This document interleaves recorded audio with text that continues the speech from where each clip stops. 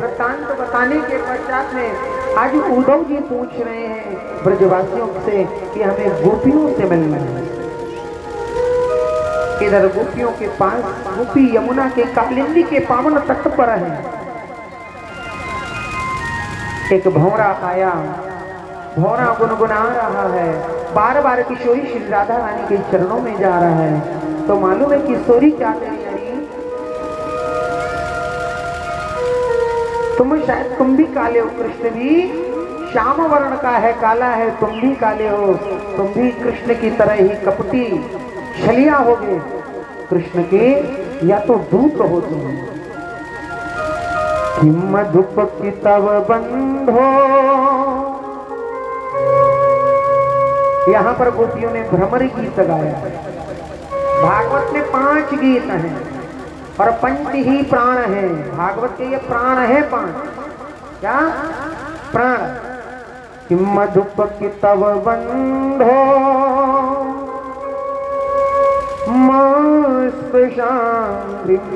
पत्न्या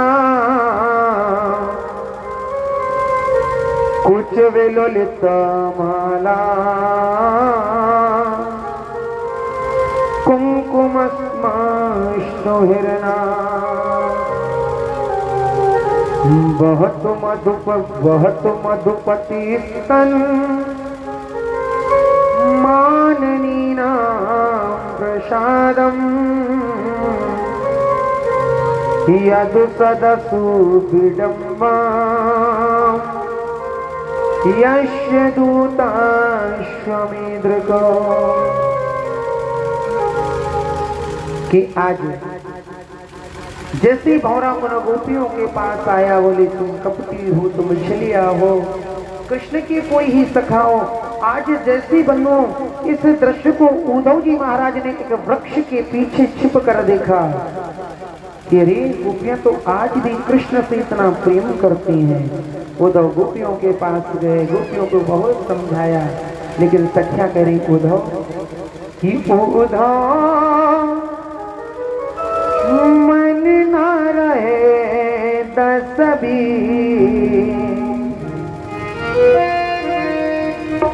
कि उद्धव मन ना रहे दस भी,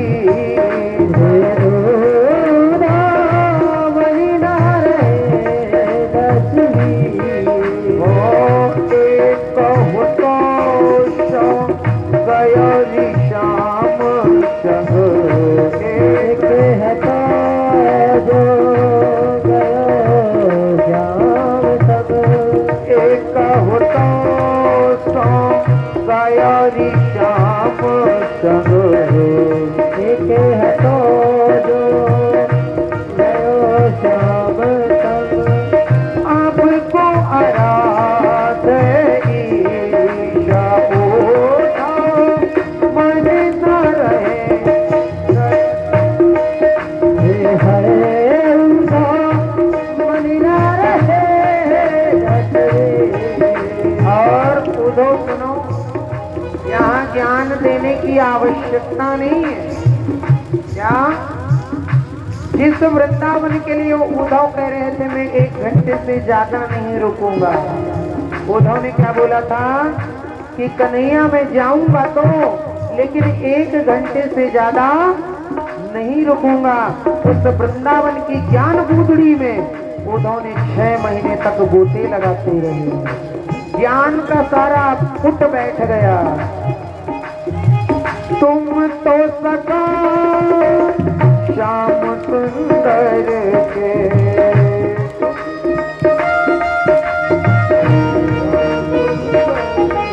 हो तुम तो सखा हो श्याम सुंदर के, तुम तो सखा हो श्याम सुंदर के, अब को आराधे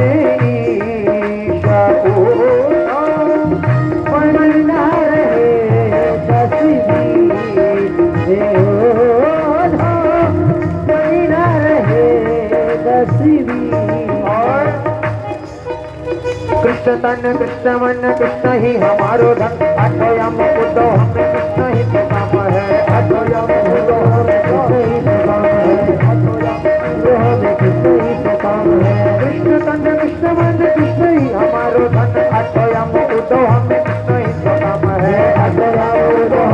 नहीं काम है, तेरा उधव नहीं काम है।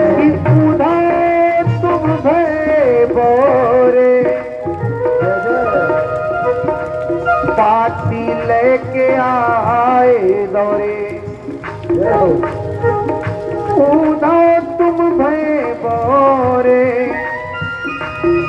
पाती लेके आए दौरे। योग कौन जाने यहाँ, क्या योग कौन जाने यहाँ, रोम रोम श्याम है। योग कौन जाने यहाँ, रोम रोम श्याम है। ओ योग कौन जाने यहाँ, रोम रोम श्याम। और उधव सुधव है चलो, कि उधव सुधव है चलो। सुन गोपिन के भो, ज्ञान बजाई डुम डुमी और प्रेम बजायो हो। ज्ञान बजाई डुम डुमी और प्रेम बजायो हो। ज्ञान बजाई डुम डुमी और प्रेम बजायो हो। ज्ञान बजाई डुम डुमी और प्रेम बजायो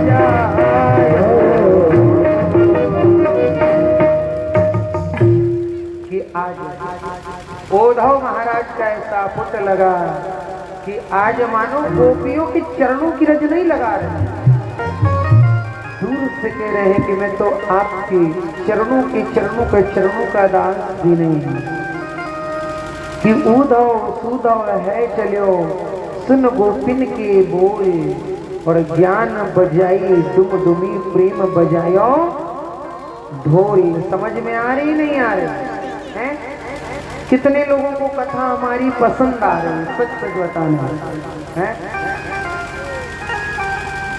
अब भैया जिनको नहीं आ रही वो जा सकते हैं, हाँ जो हाथ नीचा करें नहीं आ रही है तो जा भी सकते हैं। एक बार फिर से मौका है, कितनों को आ रही है समझ में, वो तो 4 खड़े कर देंगे हैं। तो बंधो सही सही बताओ, पसंद आ रही है पक्का? तो कल ते चंदा करवा लें कथा को गांव में हैं? लो बोलती बंद, करवाएं कल ते चंदा ना करवाएं? पक्का? अगर आप ये लोग हाथ खड़ा कर देंगे तो कल ते चंदा चालू और तुरंत करवा चौथ के बाद कथा एक फिर। बताओ हाथ खड़ा करो, करवाएं भैया? अभी 2-4 ढीलाया करें, कछू तो दे दी हूँ, 10 रुपया दे दी हूँ हैं। बताओ करो, चालू करें? पसंद? बिल्कुल ठीक है साहब, तो करवा लेंगे है ना, चंदा करवा के इकट्ठा करके और लेके निकल जाएंगे हैं। तो इधर आगे बंधो उद्धव ने प्रणाम किया। उद्धव ने प्रणाम करने के पश्चात में आज मथुरा में आए कन्हैया से कह रहे, कन्हैया मैंने आपकी तरह कोई निष्ठुर कोई छलिया नहीं देखा। बोले क्यों? कि तुम्हें इतने वर्ष हो गए ब्रजवासी तुम्हें आज भी याद करे, किशोरी राधा रानी आज भी याद करती। बोली अच्छा। तो आज उद्धव के नेत्रों को बंद करवाया। जब उद्धव के नेत्रों को बंद करवाया पुनः बोले खोलो। जैसे ही उद्धव ने नेत्र खोले तो क्या देख रहे हैं? भगवान श्री कृष्ण के बगल में किशोरी राधा रानी, ब्रज की समस्त सखियां, गोपी ग्वाल बाल मैया यशोदा बाबा नंद गाय बछड़े सब हैं। मानो की कन्हैया कह रहे अरे उद्धव मैंने तो तुम्हारे ज्ञान का फुट लगाने के लिए वृंदावन भेजा था, बाकी तो मैं इन ब्रजवासियों के बिना एक क्षण भी नहीं रह सकता हूँ। आज इधर आगे आदरणीय श्री सुखदेव जी महाराज कह रहे हैं कि जब कंस का वध हुआ, कंस की 2 पत्नी अस्ति और प्राप्ति, कि अस्ति प्राप्ति कंसस्य महेशो भरतर्षभा मृते भर्तरि दुःख्यार्ते ईयतुस्मा पितुर्गृहा। आज अस्थि और प्राप्ति ने अपने भैया जरासंध से कह दिया कि कृष्ण ने आपके बहनोई हमारे पति का वध कर दिया है। अब तो जरासंध ने बनो 18 अक्षौणी सेना लेकर के मथुरापुरी में चढ़ाई कर दी। मथुरापुरी में जब बंधुओं चढ़ाई कर दी 17 बार भगवान श्री कृष्ण ने जरासंध को परास्त कर दिया। 17 बार परास्त कर दिया। 18वीं बार ब्राह्मणों को अनुष्ठान के लिए बिठा दिया कि सुनो ब्राह्मण देवता, इस बार जब मैं मथुरापुरी में चढ़ाई करूं, मथुरापुरी में जब इस बार चढ़ाई करूं तो तुम लोगों को विश्व विजय कवच का पाठ करते रहना है ताकि हम परास्त ना हो सके, विजय प्राप्त हो। आज जब चढ़ाई की ब्राह्मण इधर बिठा दिए और ब्राह्मणों से कहा यदि मुझे विजय श्री प्राप्त हो गई, क्या यदि हमें विजय श्री प्राप्त हो गई तो तुम्हें इतना धन दूंगा कि जीवन में तुम्हें दोबारा पांडित्य कर्म करने की आवश्यकता नहीं पड़ेगी, और यदि मैं हार गया, परास्त हो गया तो सबको दंड सजाए मौत दे दूंगा। अब बेचारे ब्राह्मण घबरा रहे हैं, क्या करें कि कछु है गयो भैया, परास्त है गयो तो हम सब मारे जाएंगे। ब्राह्मण कह रहे प्रभु या बार लाज रख लियो। आज बनो भगवान ब्राह्मण के रखवाले भगवान नारायण कृष्ण आज स्वयं 18वीं बार ब्राह्मणों की रक्षा करने के लिए आज मथुरापुरी छोड़कर द्वारिका में जा बसे। शिल्पी विश्वकर्मा को आदेश दिया, रातों रात द्वारिकापुरी का निर्माण होकर वहां पर निवास करने लगे। बोलिए द्वारिकाधीश की जय हो। भगवान का एक नाम और पड़ गया रण छोड़। बोलिए रण छोड़ भगवान की। अब देखो मथुरा की लीला है गई, अब कहाँ पहुंचे, कहाँ पर पहुंचे, ध्यान कहाँ है? कहाँ पहुंच गए? पीछे वाली मैया मुंह पहले है, अरे वो द्वारिका पहुंच गए, ध्यान इधर ना है। कहाँ पर ध्यान है? खाने पर पहुंच गया ध्यान कि 9 बज गया, पेट में चूहे कूद रहे हैं, 10 बजे के बाद आप लोग चले जाना। 1 घंटा हो गया है ना, 9:30 बज गया क्या है? 1 घंटा बिल्कुल लग गया है ना। तो इधर बलराम जी महाराज द्वारिका के बड़े राजा जिनकी पत्नी का नाम रेवती। अब इधर छोटे महाराज कौन है? भगवान श्री कृष्ण, जिनका विचारों का विवाह नहीं हुआ, सोच रहे विवाह है जाए। तो इधर माता रुक्मिणी जो कि भीष्मक की पुत्री, कुंदनपुर के राजा भीष्मक की पुत्री माता रुक्मिणी। रुक्मिणी ने कभी भी भगवान कृष्ण को देखा नहीं था, कभी भी नहीं देखा, कभी मिली नहीं, लेकिन बचपन से मन में बस यही भाव था कि विवाह करूंगी तो सिर्फ और सिर्फ कृष्ण से। आज इधर जब रुक्मिणी का भाई रुक्मी अपने मित्र शिशुपाल के साथ विवाह करने के लिए गया, रुक्मिणी का पक्का, तो माता रुक्मिणी घबराई, अपनी भाभी से बोली कि भाभी कैसे भी मैं शिशुपाल से विवाह नहीं करना चाहती, मैं विवाह करूंगी तो सिर्फ और सिर्फ कृष्ण से, आप किसी तरह ये रोक दो। तो आज भाभी ने कहा कि एक पत्र लिखो कृष्ण के लिए, कृष्ण के लिए पत्र लिखकर उनको सब बातें बताओ कि श्रोत्वा गुणान भुवन सुन दर्शन बतामते निर्विश्य कर्ण विभरई हरितो प्रतापम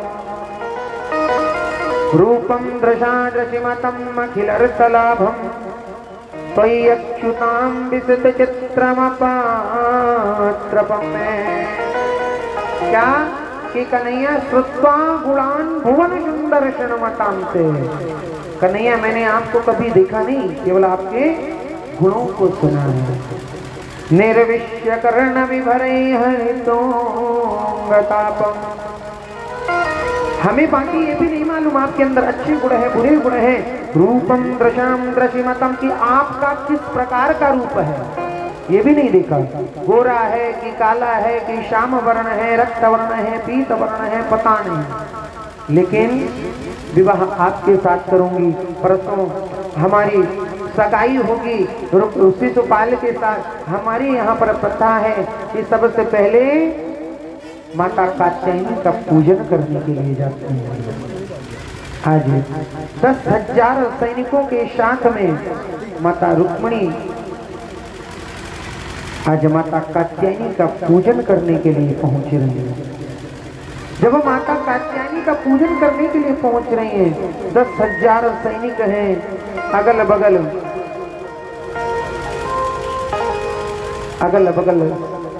सखियां हैं। इधर पंडित जी को माता रुक्मिणी ने वो पत्र दे दिया। पंडित जी ने वो पत्र कृष्ण को दिया। कृष्ण ने पढ़ा और बोला अवश्य। भगवान श्री कृष्ण आज पंडित जी के साथ जब जाने लगे तो बीच में दाऊ भैया ने पूछा कहाँ, तो कृष्ण ने तो कुछ भी नहीं कहा, लेकिन पंडित जी के मुख से निकल गई कुंडनपुर में स्वयंवर है। जैसे ही सुना कि कुंडनपुर में स्वयंवर है, तुरंत समझ गए कि हमारा लाला अकेले जा रहे, वहां दुष्ट शिशुपाल जैसे बहुत आएंगे। आज तुरंत सेना तैयार की बलराम जी ने और तुरंत पीछे लगा दी कि कहीं हमारे लाला को कोई भी कष्ट ना हो। इधर माता रुक्मिणी आज सखियों के साथ में माता कात्यायनी का पूजन करने के लिए जाती है। कि रोगान शेषान पाहं सुतुष्टा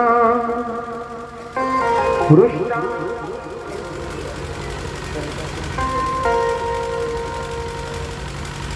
कि रोगान शेषान पहंसि दुष्टा रुष्टा तु कामान वदन प्रियाना। आज जैसे ही बंधु माता रुक्मिणी वहां पर पहुंच रही हैं, तो जैसे ही पराम्बा जगदम्बा मां भगवती का दर्शन किया माता कात्यायनी का, तो सामने क्या मूर्ति किसकी है, माता कात्यायनी के। लेकिन दर्शन किसके हो रहे हैं, कन्हैया के।